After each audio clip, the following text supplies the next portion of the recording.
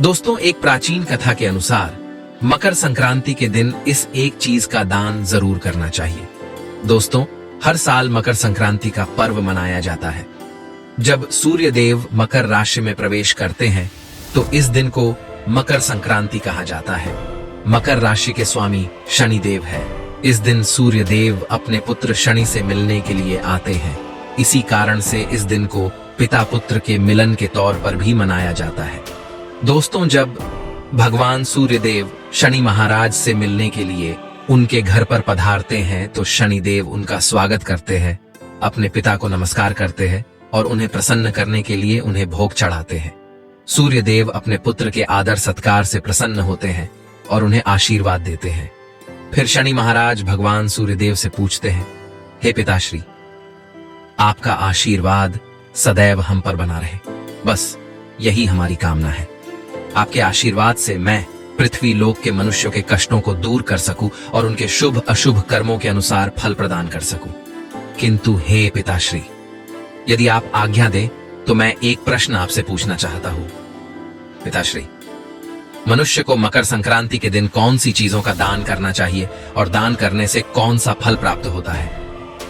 तब सूर्यदेव कहते हैं, हे पुत्र शनि, तुमने समस्त मानव जाति के कल्याण के लिए उचित ही प्रश्न किया है। इस प्रश्न के उत्तर से पूर्व मैं तुम्हें एक अत्यंत महान कथा सुनता हूं। इस कथा के माध्यम से तुम्हें तुम्हारे प्रश्नों के उत्तर मिल जाएंगे। इस कथा को तुम ध्यान से जरूर सुनना। इस कथा का जो भी श्रवण करता है उसे 100 वर्षों तक मुझे जल देने का फल प्राप्त होता है तथा उसके सभी रोग तथा दोष नष्ट हो जाते हैं। शनिदेव कहते हैं, हे पिताश्री, मैं इस कथा को ध्यान से पूरा अवश्य सुनूंगा। तब सूर्यदेव कहते हैं, हे पुत्र शनि, प्राचीन काल की बात है। पूर्व देश में एक अत्यंत शोभायमान नगरी थी। उस नगरी में सुनंद नाम का एक अत्यंत विद्वान ब्राह्मण रहता था। उस विद्वान ब्राह्मण की पत्नी का नाम सुनंदा था। वे दोनों ही अत्यंत धार्मिक और पुण्यवान थे। सुनंद प्रतिदिन नित्य कर्म से निवृत्त होकर सूर्य को अर्घ्य देकर अपने दिन की शुरुआत करता था। सुनंद की एक पुत्री थी जिसका नाम सुकन्या था। सुकन्या बड़ी ही सुशील, चरित्रवान और गुणवान थी। बचपन से ही सुनंद ने अपनी पुत्री को बड़े प्रेम से पाला था। उसने उस पर सभी प्रकार के संस्कार डाले थे। फिर जब सुकन्या बड़ी हुई तो सुनंद को अपनी पुत्री के विवाह की चिंता सताने लगी। फिर एक दिन एक अच्छा रिश्ता देखकर सुनंद ने अपनी पुत्री का विवाह नजदीक के एक गांव के मुखिया के बेटे के साथ कर दिया। गांव का मुखिया बहुत ही धनवान था। सुकन्या के ससुराल में किसी चीज की कोई कमी नहीं थी। सुकन्या भी अपने ससुराल में बड़े मौज से रहने लगी। कुछ ही दिनों के बाद सुकन्या अपने पिता के द्वारा दिए गए संस्कारों को भूल गई। पहले वह रोज सुबह उठकर सूर्य को अर्घ्य देती थी। अब उसने सूर्य की तरफ देखना भी बंद कर दिया। दिन भर घर में पड़े पड़े आराम करती रहती थी। सुकन्या का पति भी काम में व्यस्त रहता था। वह भी किसी प्रकार के कोई धार्मिक कार्य नहीं करता था। उसने कभी सूर्य को जल नहीं दिया, कभी दान धर्म नहीं किया। फिर कुछ ही दिनों के बाद सुकन्या का पति घोर बीमारी से ग्रसित हो गया। उसे कोढ़ का रोग हो गया और वह घर पर ही पड़ा रहने लगा, जिससे सुकन्या अत्यंत दुखी हो गई। उसे अपने पति की ऐसी हालत देखी नहीं गई। धीरे धीरे सुकन्या के ससुराल की सारी संपत्ति नष्ट हो गई और सारा धन समाप्त हो गया, जिससे सुकन्या के ससुराल के लोग बहुत दरिद्री हो गए। फिर एक दिन सुकन्या के पिता सुनंद उससे मिलने के लिए उसके घर पर आ गए। सुकन्या के ससुराल की हालत देखकर सुनंद बहुत दुखी हुआ। उसने अपनी पुत्री से बात की और इसे भाग्य की लेखा समझकर वह वहां से लौटकर अपने घर चला आया। सुनंद भगवान सूर्यदेव से प्रार्थना करने लगा और पूछने लगा, हे प्रभु, मैंने तो प्रतिदिन आपकी सेवा की है, प्रतिदिन आपको जल चढ़ाया है, किंतु फिर भी मेरी पुत्री को इतना कष्ट क्यों उठाना पड़ रहा है? फिर उस रात को भगवान सूर्यदेव सुनंद के सपने में आते हैं और कहते हैं, हे वत्स, तुम्हारी पुत्री उसके कर्मों का फल ही भोग रही है। तुमने अपनी पुत्री पर जो जो संस्कार डाले थे वह सब कुछ भूल चुकी है। इसीलिए तुम जाकर अपनी पुत्री को उन संस्कारों की याद दिलाओ और आने वाली संक्रांति के दिन उसे गुड़ का दान करने के लिए कहो। फिर सुनंद दूसरे दिन सुबह जल्दी उठकर सुकन्या के घर पर जाता है और उसे ये सारी बात बताता है। सुकन्या को अपनी भूल समझ में आ जाती है और वह अपने पिता की बात को मानकर मकर संक्रांति के दिन का इंतजार करने लगती है।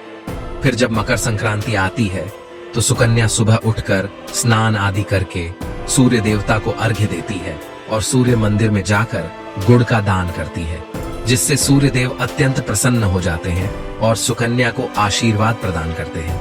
सुकन्या के पति का कोढ़ रोग भी नष्ट हो जाता है और उसे कामदेव के समान सुंदर रूप प्राप्त होता है। आइए जान लेते हैं मकर संक्रांति के दिन कौन सी चीजों का दान करना चाहिए। संक्रांति के दिन सफेद तिल के लड्डू बनाए जाते हैं, लेकिन इस दिन काले तिल के लड्डू बनाने का भी बहुत महत्व होता है। इस दिन काले तिल और गुड़ से बने लड्डू का दान करने से शनि देव की कृपा प्राप्त होती है और जीवन में चल रही हर परेशानी से शनि देव मुक्ति दिलाते हैं। संक्रांति के दिन आप शनि मंदिर में जाकर अथवा अपने द्वार पर आए हुए किसी गरीब व्यक्ति को काले तिल के लड्डू अवश्य दान में दे और शनि देव से प्रार्थना करें। शनि देव आपकी मनोकामना को अवश्य ही पूर्ण करेंगे। संक्रांति के दिन तिल और गुड़ के लड्डू किसी भी सुहागिन स्त्री को 14 की संख्या में दान करें। इससे भगवान सूर्य देव प्रसन्न होते हैं और सुख सौभाग्य में वृद्धि होती है। अगर घर में क्लेश का माहौल है, बार बार वाद विवाद, लड़ाई झगड़े होते रहते हैं, तो एक मुट्ठी काले तिल लेकर उसे घर के प्रत्येक सदस्य के सिर पर 7 बार उतारकर उसे उत्तर दिशा में फेंक दे। ऐसा करने से घर पर लगी बुरी नजर उतर जाती है और लड़ाई झगड़े समाप्त हो जाते हैं। घर में सुख शांति बनी रहती है। चंद्र, शुक्र और राहु दोष के कारण घर पर जो भी समस्याएं निर्माण हो रही हैं, उनसे छुटकारा पाने के लिए संक्रांति के दिन गौ माता को हरा चारा खिलाना चाहिए।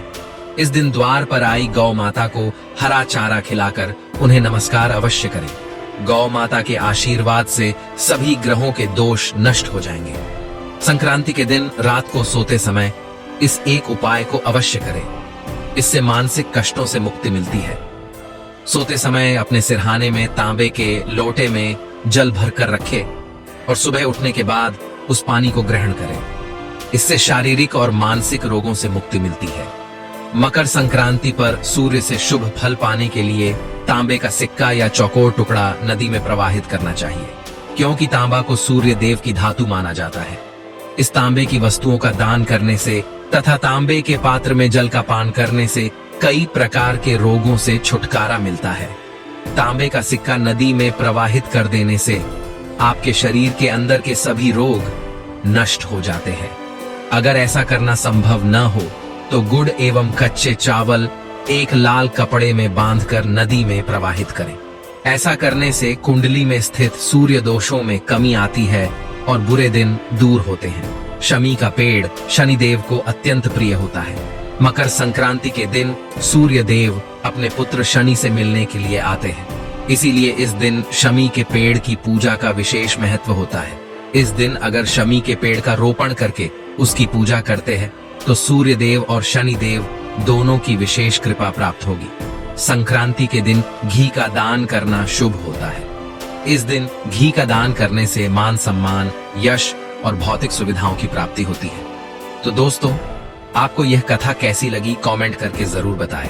जानकारी अच्छी लगी तो वीडियो को लाइक जरूर करें और कमेंट में जय सूर्य देव अवश्य लिखें।